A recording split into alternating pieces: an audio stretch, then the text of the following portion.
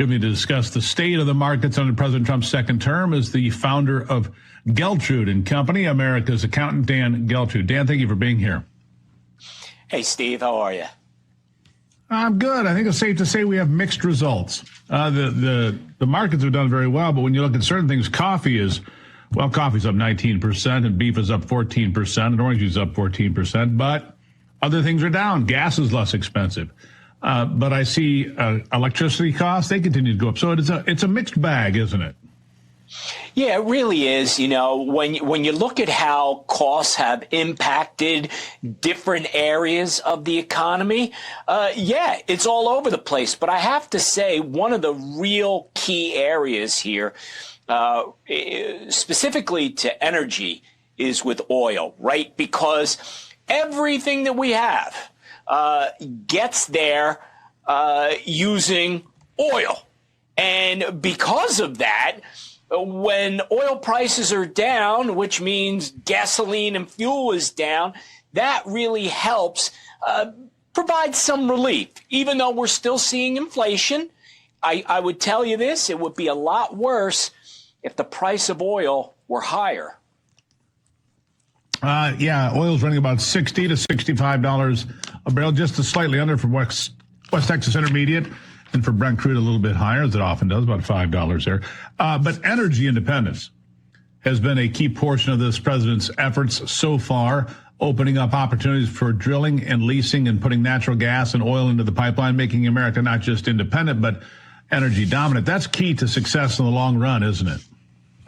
Yeah, it really is. And President Trump had been talking about that for the prior 4 years to being elected, how critically important it was to consumers and also from a national security standpoint that we had to become energy independent, because wherever we're buying our energy from, Steve, the truth of the matter is they are not our friends. And we can't rely on them to say, oh, we're going to take care of America. Well, we have to take care of ourselves, and the way to do that is to be energy independent, and we certainly have enough energy to be able to do that. Yeah. What about the 50-year mortgage? It's being panned by pretty much everybody across the board. The 50-year mortgage, not real popular with people. Look, people are getting into their first homes when they're in their 30s, late 30s. It's a long way from where it was when I was younger. That's a concern for people. Affordability is the word that keeps popping to the forefront, and it's young women that are breaking away from Donald Trump, breaking away from the Republican Party, and frankly voting for socialists like Ma'am Donnie in New York City. That is a critical component of what needs to be addressed going forward, isn't it? Yeah, it is. And you have to look at why the price of homes is so high. And it really goes back to supply and demand. There is just not enough supply, not enough homes on the market. So yes, interest rates don't help because they're still too high. But if you look at, the market in general, there's just not enough homes out there. So how do you resolve that problem? Well, you have to start building homes. You have to have a situation where supply and demand come in line, and that's where you're going to have some relief. Now, until that happens, the price of homes is going to stay elevated, and you're going to have a lot of frustration. And to come up with a policy or programs that says, well, a 50-year mortgage will make that monthly payment more affordable, that's true.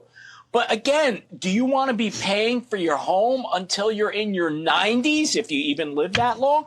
To me, that's not the way to solve this problem. No, that's not going to work for people. The last thing, we only got about a minute left here, Dan, but the idea that the government payments would not go to Obamacare anymore, to the Affordable Care Act, but to consumers directly in the form of health savings accounts, I think is a pretty good idea and worth pursuit. Your thoughts? Yeah, my thoughts on that is the simple fact of the matter is Obamacare, the Affordable Care Act, simply did not work because it's not affordable. You have the costs related to health care continuing to rise significantly. So obviously there's got to be another way to do it. We know the Affordable Care Act is unaffordable. We need a change there. It was never affordable. It was never about care. It was always just an act. Dan, that's the way I look at it. Always just an act. Dan Geltrude, thank you for being here today. Thanks, Steve. Really appreciate it.